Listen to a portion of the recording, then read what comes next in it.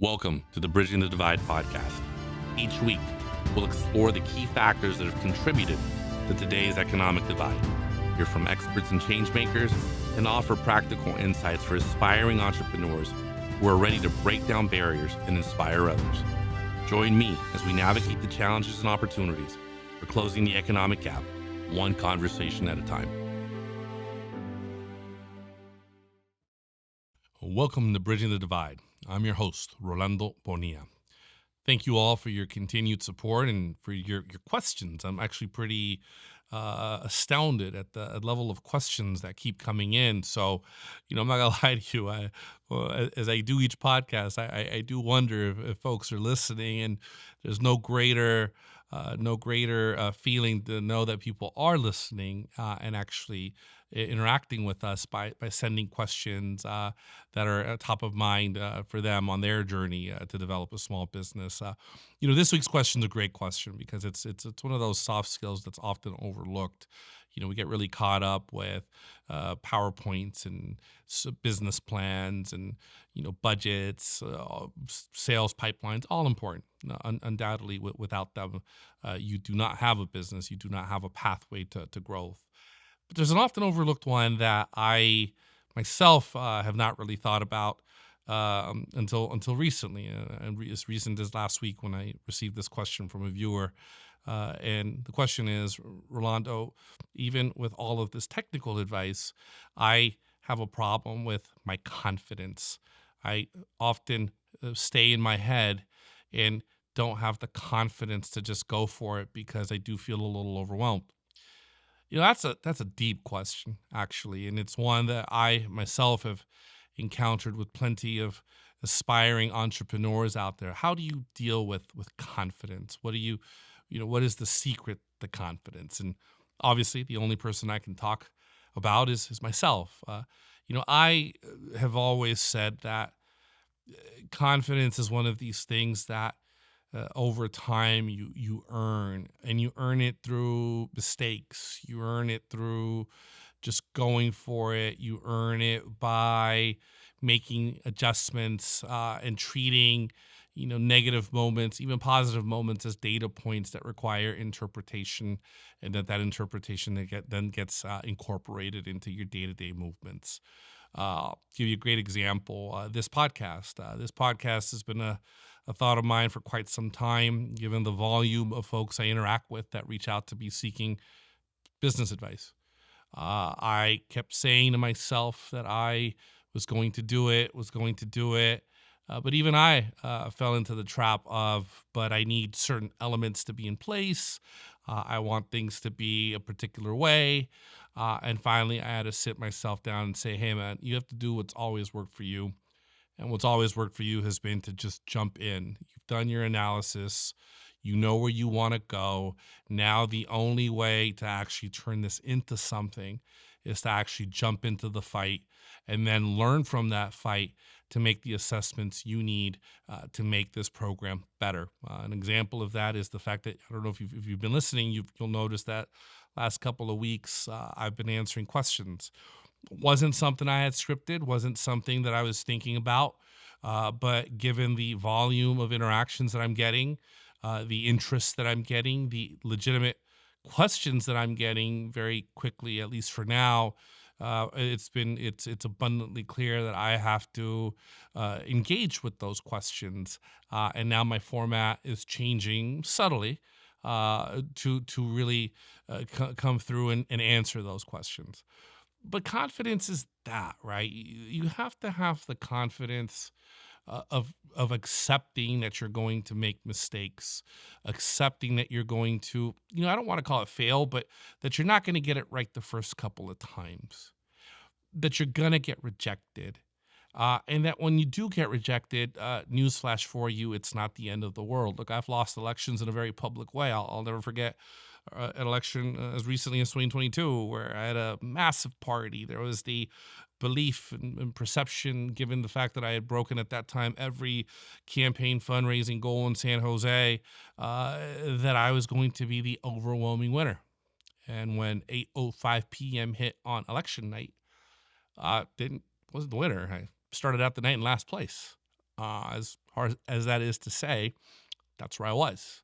Eventually worked my way up in a tight election, worked my way up out of last place, but nevertheless, clearly I did not win.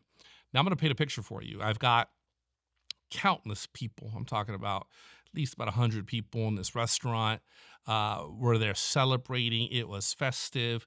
Leading into that, Bay Area press was calling me, setting up interviews for me on election night. Again, the assumption being that I was going to make it into the second round. And then I lost. And I remember when the results came in, I got interviewed by a local reporter. Shout out to San Jose Spotlight.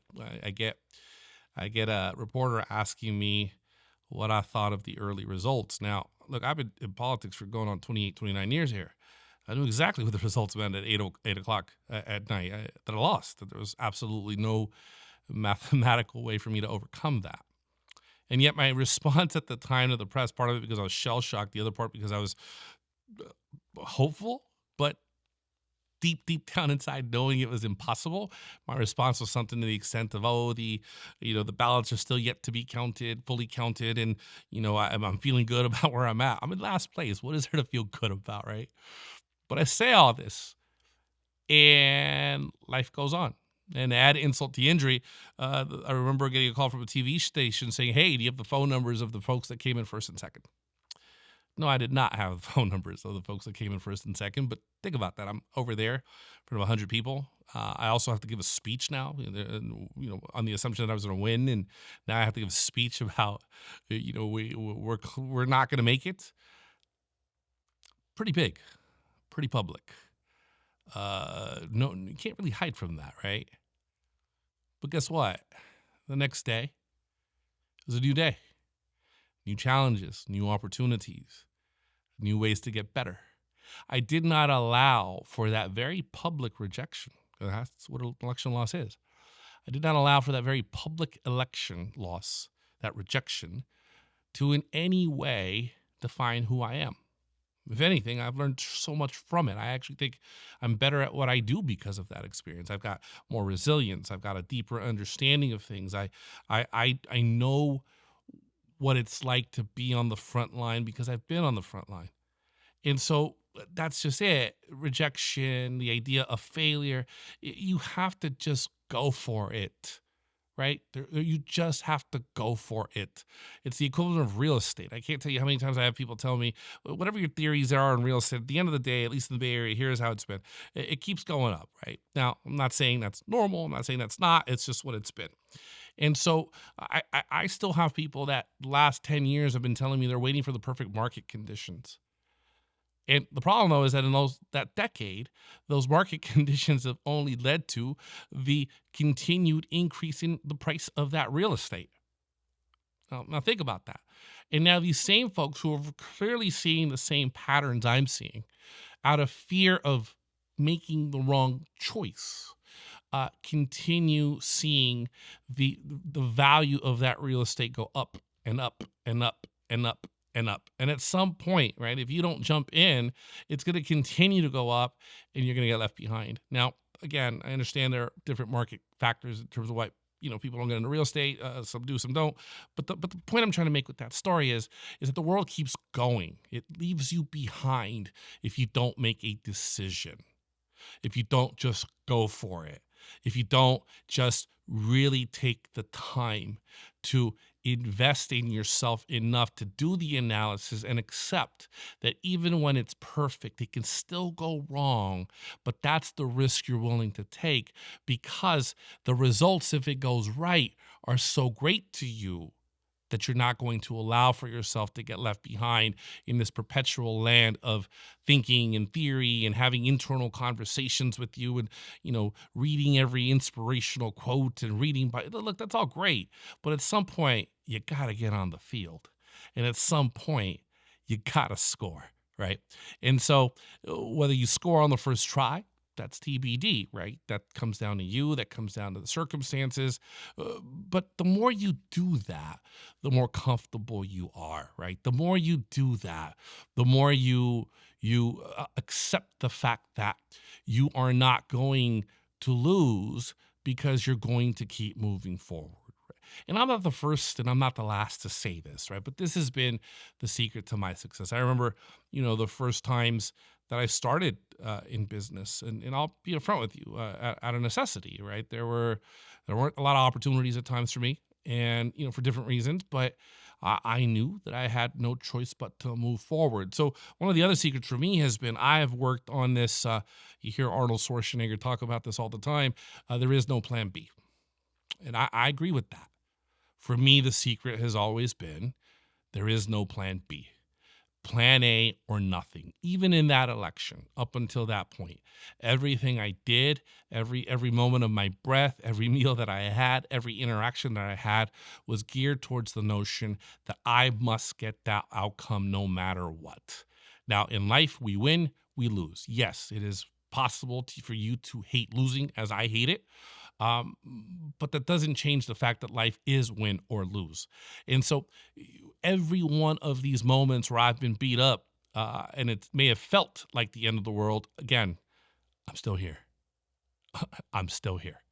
Am I where I want to be? Well, my answer to that is always going to be no. I mean, that's part of what motivates me, that I set these high goals for myself.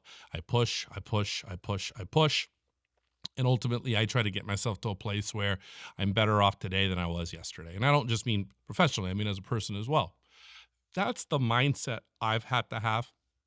That's the mindset that I've seen work the best. And you also have to be honest with yourself, right? Like you have to sit there and say to yourself, "Oh, am I afraid of just jumping into the game?" But I went to practice. I studied the game tape. I understand my opponent. In this case, I did a market analysis. I know what my products are. I know the potential dangers or competitive dangers to my product. If you haven't done that and you're still stuck on, oh my goodness, what if I fail? Well, that's why you're going to fail, right? Because you're not taking the time to really understand what it is you do in the first place. If you don't understand all those variables and you don't take the time to look, and it's not going to be perfect, but at least have enough knowledge base that what you're doing goes from risk to, honestly, just an exercise. Because in most instances, you're able to completely mitigate, or at least get close to completely, in my experience, mitigating risk by taking the time to understand what that risk is in the first place. And once you understand something, then the risk drops because now you have a better understanding of where to step or not to step. But if you're constantly saying to yourself, this is not my time yet, I'm not ready. But for example, using the real estate example, but you're sitting there and you're not paying attention to the fact that the house that in 2004 cost $100,000 and now, in 2014 cost $300,000. And now here we are in 2025. And now that house costs $1 million. If you're not paying attention to that trend, which is clearly demonstrating to you that house valuations are going up, then you have absolutely, literally, are lying to yourself and saying that you're serious about business. Because if you can't even take that into account, then how on earth are you expecting to ever jump on the field and have a chance of success? But in reality, you're not. It's the equivalent of saying, for those of you who like sports, I'm a big sports guy. It's the equivalent of coming to your coach on game day and saying, "Hey, coach," and it's the World Cup final. "Hey, coach, I'm ready to go in. Put me in." But you haven't been at practice. You haven't studied our opponent. You don't know what our preferences are, and now you think you're ready to play in the World Cup just because you showed up? Of course, you're not ready to play. But because you have your uniform on, because you're on the stadium floor, you think you're a player. You're not a player.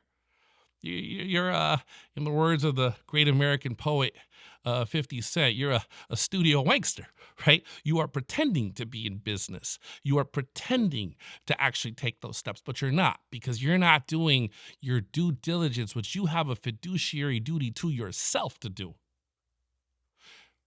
That's right. You have a fiduciary duty to yourself to do that if you're serious about taking this leap and creating this opportunity for yourself and for your family.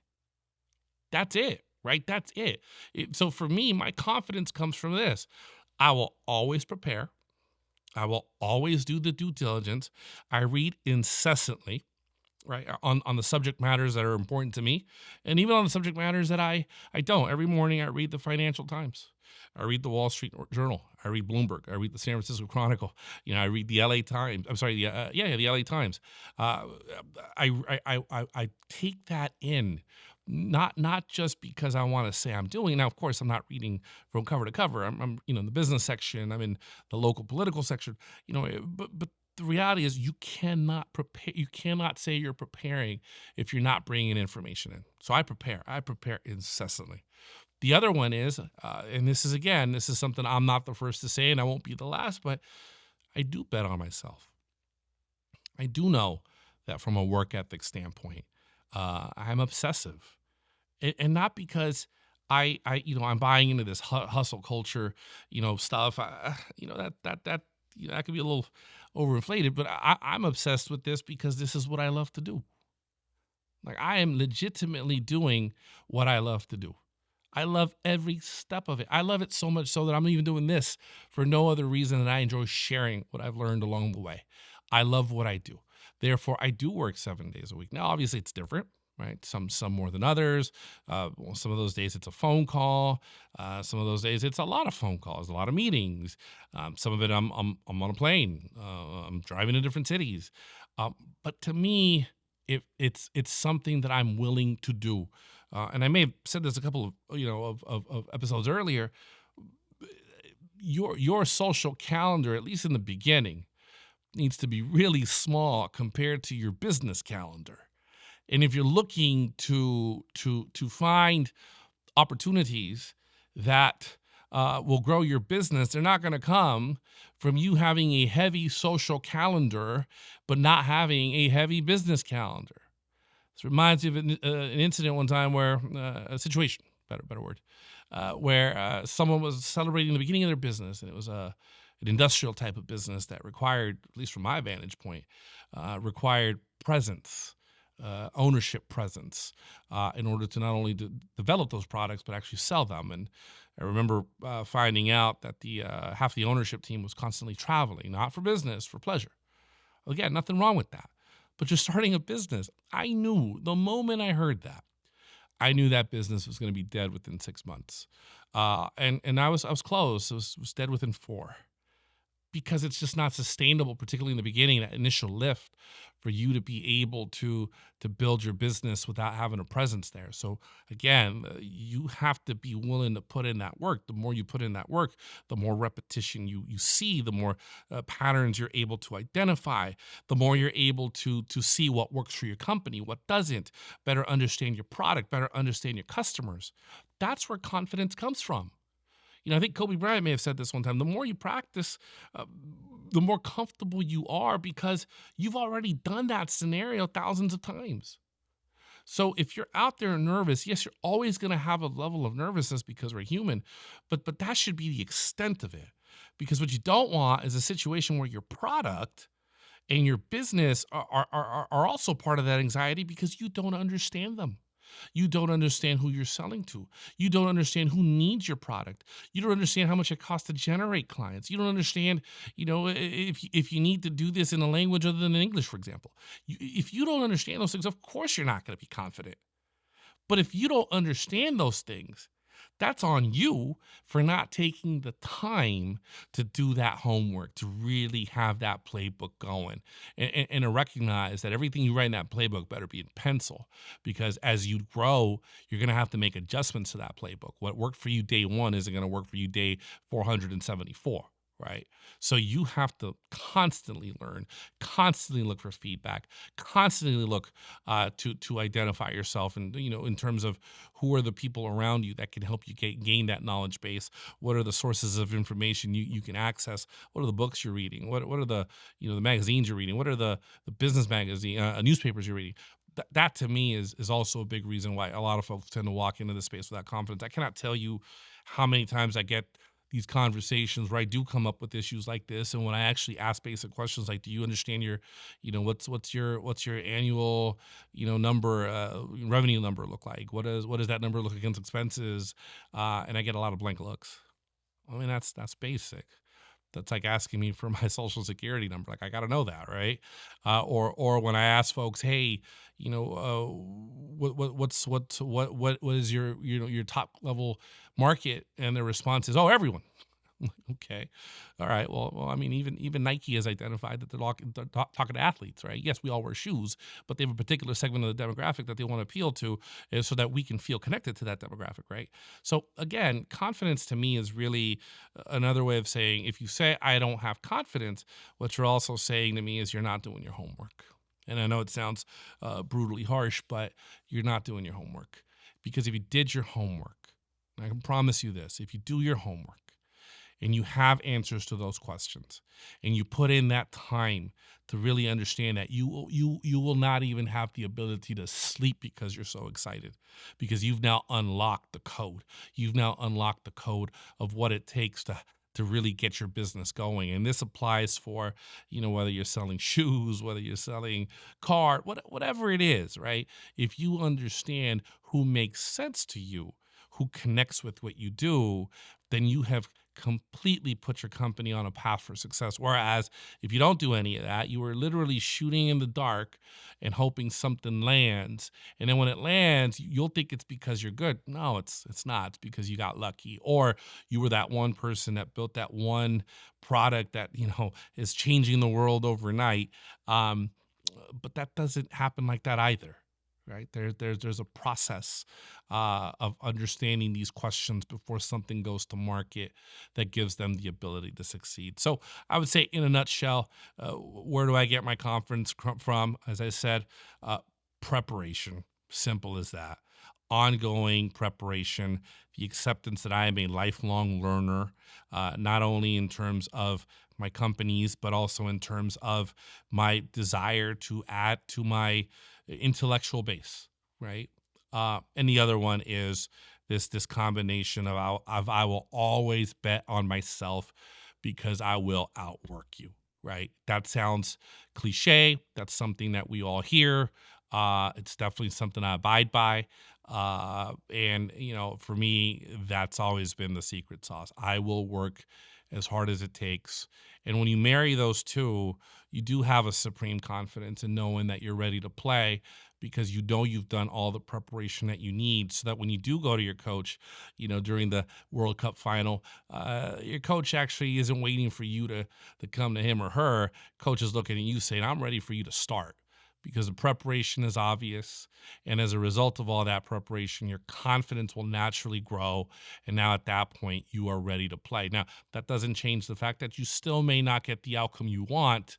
But even then, when that happens, it won't crush you.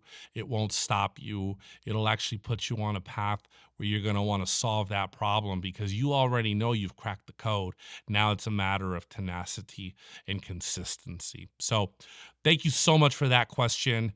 Honestly, that's a question even I hadn't thought about, because it's one of those, those soft skills that a lot of times get overlooked. But get out there and play. Just do it. You absolutely won't fail for trying, but do your homework. Believe in yourself, and I absolutely believe that you will be more than successful if you take those steps. I believe in you. Let's go get it, all right? Thanks for listening. Thanks for listening to the Bridging the Divide podcast. If you enjoyed today's episode, please leave a review, share with a friend, and give us a follow on all of our platforms. Special thanks to you for taking the time to listen today.